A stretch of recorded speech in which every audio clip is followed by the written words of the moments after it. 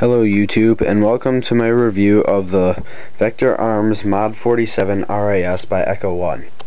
I ordered this gun 2 weeks ago from Airsoft GI, and it came last Friday. It was $185 with free shipping because it was over $100, and it only had a $2.50 handling fee, which is really good because it weighed 10 pounds, which I'm not surprised. It's a very heavy gun. The kit that I bought includes the gun, an 8.4 volt battery, 2 high capacity 600 round waffle magazines, a folding foregrip, battery charger, a tuning key to tune the front sights, and an unjamming and cleaning rod. The gun, I don't know, probably has about 350 to 400 feet per second. It says 350 to 375 on the website, but when it came here, I opened it and there was a little slip that had the quality control on it, and it said that it chronoed in at 450. I might have read it wrong. It might have said 350. I don't know, but it's very weird. I'd say the RPM, rounds per minute, is probably 650, and it's a really good gun except for a few things. So I'll start with the metal and plastic parts of the gun. The butt plate is metal. The stock is plastic. It's a good plastic, it's not cheap. The grip is metal covered in ABS plastic. It's really sturdy and solid. It has a nice feel. The whole trigger assembly, the trigger guard, and magazine release right here, that's all metal, and the internals of the trigger are metal. The whole body, this whole thing is metal, including the top of the receiver, the selector switch, and the bolt, which also has the hop up under it, which is plastic. The sights, the sight mount, sight slider, the adjuster, and the sight, all metal. The grips and the rails, the foregrip and the rails, are ABS plastic. It's really tough, and they have metal screws right there. And from here on, the front of the front foregrips on is all metal. This whole thing, including the sling mount, which is on the other side, and the other sling mount on the other side is full metal. The operation of this gun is fairly simple, but it's kind of tricky. The battery, when I first got it, didn't fit all the way in the stock.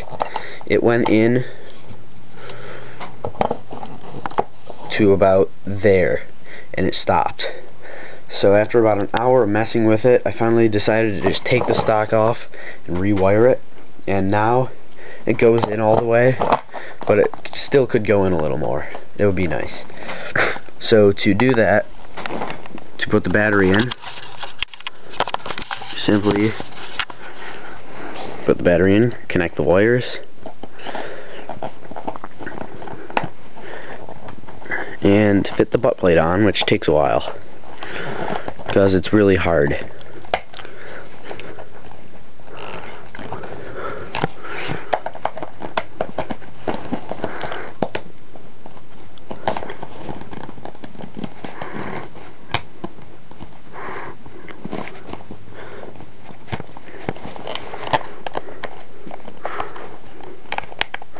There we go, and it's on.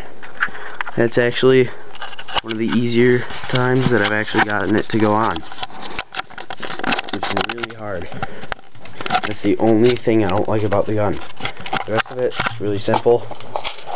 Have the high cap mag. You just put the BBs in and wind it up on the bottom, or use the key to just wind it up. It's way faster, but I lost it at a friend's house.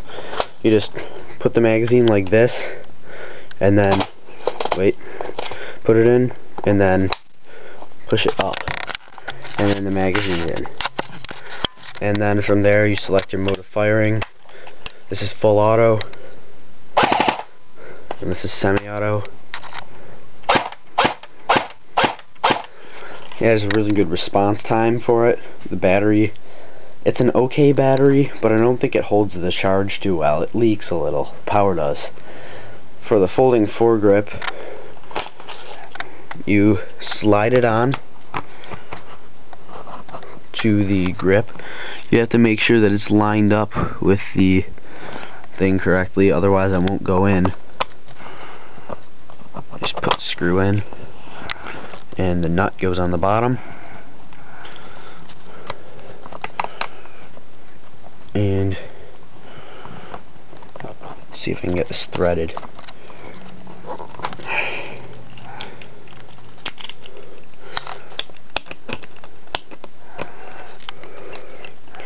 And you just screw that on. This is really a two-hand operation gun, so it's hard to do this. And now to unfold it, you press this button here and flip it out, and the opposite to put it in.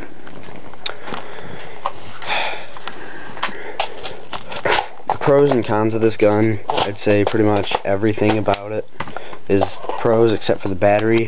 It has high FPS, high rate of fire. It's a really good quality. It's a sturdy gun. The magazines just have a little bit of wobble, but I don't know what that's about. The cons is pretty much just the battery, and also the front sling mount. It's a little small for some. It's a little small and misshapen for some slings. The one I have, it has a very wide clip, so when you put it on here, it doesn't swivel properly. It does on the back one, but on the front one, it doesn't swivel properly, and when you're moving your gun around, it doesn't adjust sometimes.